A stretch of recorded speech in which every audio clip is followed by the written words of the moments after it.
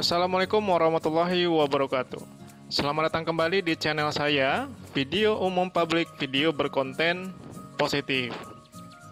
Di video singkat kali ini, kita akan membahas dasar CSS, yaitu 3 cara penempatan kode CSS dalam HTML. Nah, dalam sebuah HTML, terdapat beberapa pengodingan untuk menyempurnakan tampilan dari sebuah halaman web. Nah, salah satu di antaranya adalah CSS, ya. Jadi, kepanjangan dari CSS itu adalah Cascading Style Sheet, ya, yang merupakan kumpulan perintah untuk memanipulasi kode HTML, sehingga dengan atribut CSS tampilan halaman sebuah web akan terlihat lebih indah dan rapi. Kemudian penulisan tag dan atribut CSS dalam kerangka HTML tidak semuanya sama, tergantung dari programmernya menggunakan cara yang mana. Maka dalam memudahkan kita dalam mengedit template dari sebuah website, ada baiknya terlebih dahulu mengenali beberapa cara penempatan sintak CSS dalam sebuah HTML. Nah, dalam video kali ini akan dibahas 3 cara penulisan CSS dalam HTML yang lazim digunakan oleh programmer. Ya, yang pertama yaitu external CSS, yang kedua adalah internal CSS, yang ketiga adalah inline CSS. Oke, kita langsung prakteknya. Kita akan mencoba yang pertama. Nah, yang pertama yaitu kita menggunakan adalah inline CSS, ya. Berarti dalam inline CSS yaitu adalah langsung ditempatkan pada setiap atribut elemen HTML, sehingga penulisannya langsung pada objek yang sudah ingin diedit. Nah, oke, kita langsung praktek. Di sini akan saya buatkan folder baru. Misalkan ini adalah folder nama belajar. Nah, di dalam folder belajar akan saya tempatkan satu file, yaitu berformat ekstensi HTML. Yang kedua adalah style.css. Nah, di sini editornya saya menggunakan Sublime Text.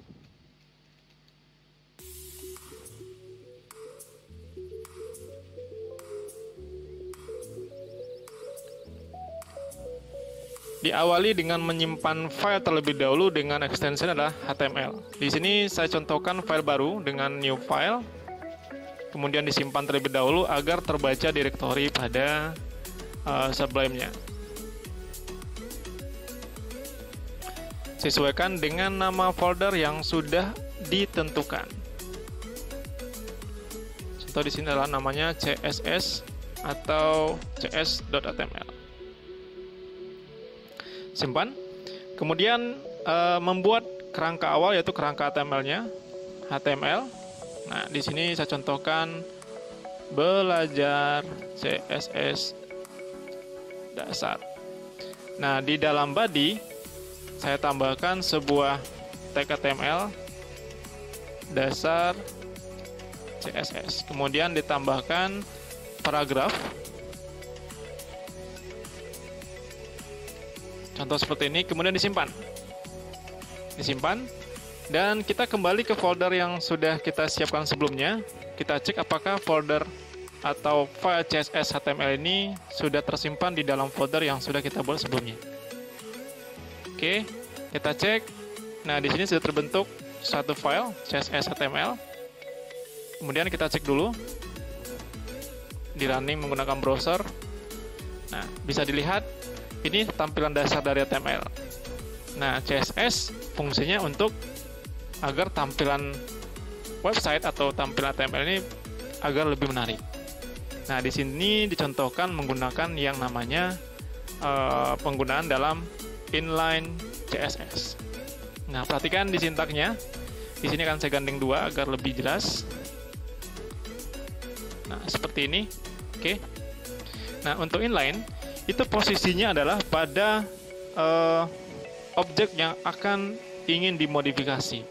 Contoh di sini pada paragraf di sini saya akan menginginkan hurufnya berwarna merah dan tipe font family-nya menggunakan tipe Tahoma dan ukuran size-nya 30 misalkan.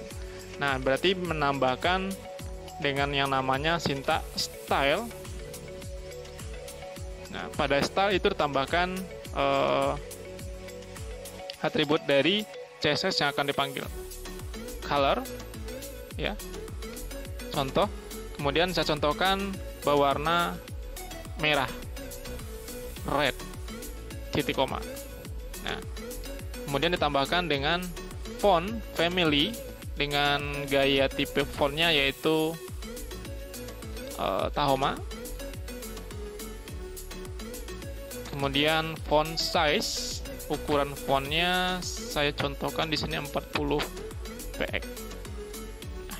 Sampai di sini saya simpan. Kemudian di sebelah kanan kita bisa lihat ini dasar HTML. Nah, kemudian refresh. Nah, jadi si HTML itu memerintahkan CSS agar pada paragraf ini berwarna merah dengan model tipe fontnya adalah Tahoma dan ukuran fontnya adalah 40 px. Nah, itu yang disebut dengan penempatan CSS yang pertama, yaitu adalah inline CSS. Nah, berikutnya adalah penempatan CSS menggunakan embedded atau internal, ya. Nah, di sini saya contohkan lagi. Ini saya hapus dulu. Saya hapus, saya kembalikan normal. Simpan, saya kembalikan normal kembali. Oke. Kemudian selanjutnya adalah sintak CSS. Dengan cara penggunaannya adalah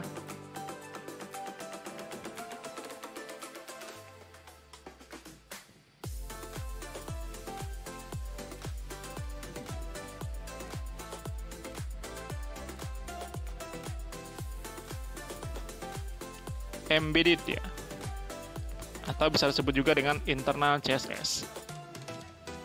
Baik, untuk internal sendiri itu sintaknya adalah masih di dalam file yang sama, tetapi posisinya di bawah title. Nah, di sini berarti menambahkan dengan sintak namanya style. Nah, jadi ini cukup dihapus. Nah, sampai di sini style. Kemudian di dalam style itu kita tambahkan selektor yang akan kita panggil, karena di HTML pemanggilan dalam sebuah CSS ada selektor dan declarator block.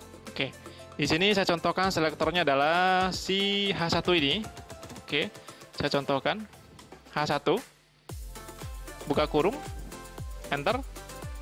Nah, di dalam isi ini CSS akan saya rubah warnanya,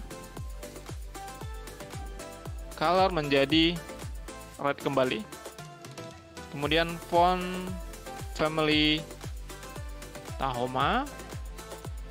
Kemudian font size 20 px. Kemudian kita tambahkan selanjutnya adalah paragraf P, buka kurung, tutup kurung, disamakan dulu, kita paste saja, dan warna kita ganti menjadi blue, dan ini adalah Arial. Ini ukurannya 10, atau samakan saja.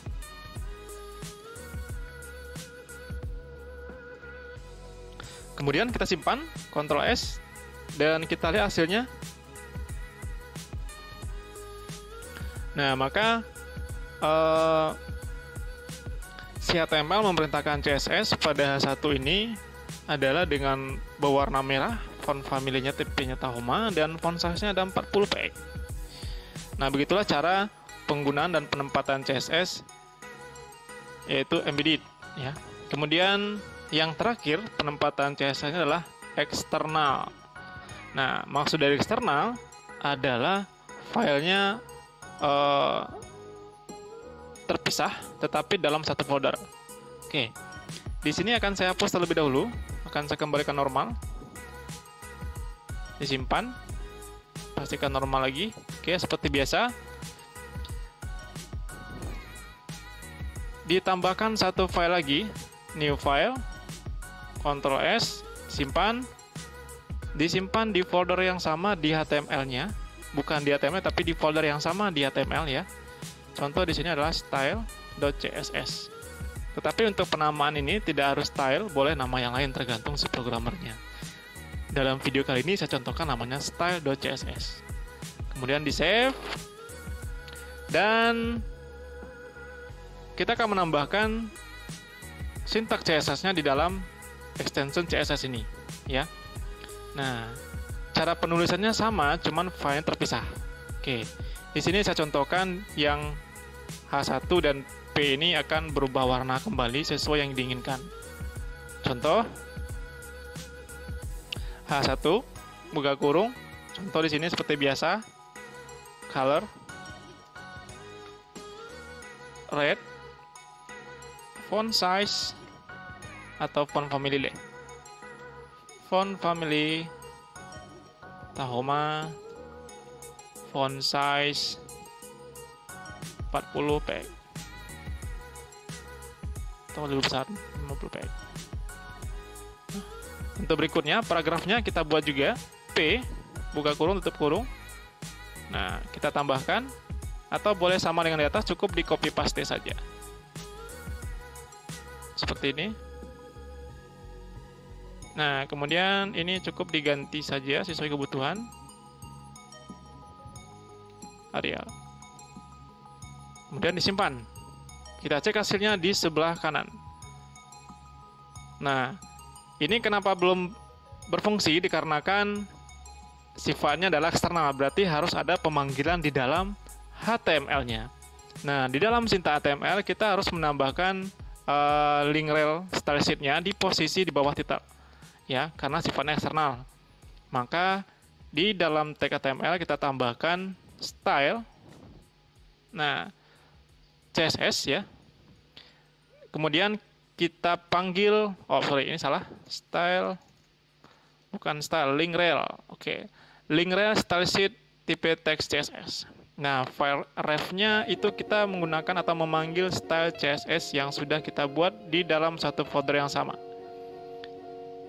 Di sini saya contohkan namanya adalah style.css. Kemudian disimpan. Dan lihat hasilnya apakah sesuai yang sudah kita panggil. Nah, dan hasilnya sesuai. Nah, beginilah cara penempatan CSS di dalam HTML yang sudah kita bahas, yaitu 3 cara penempatan kode CSS dalam HTML ini. Saya harap di dasar CSS ini penempatannya bisa memahami.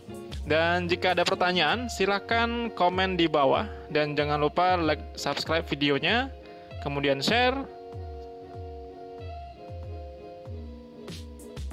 Jika ada salah, mohon maaf. Saya akhiri. Wabillahi taufiq wal hidayah. Wassalamualaikum warahmatullahi wabarakatuh.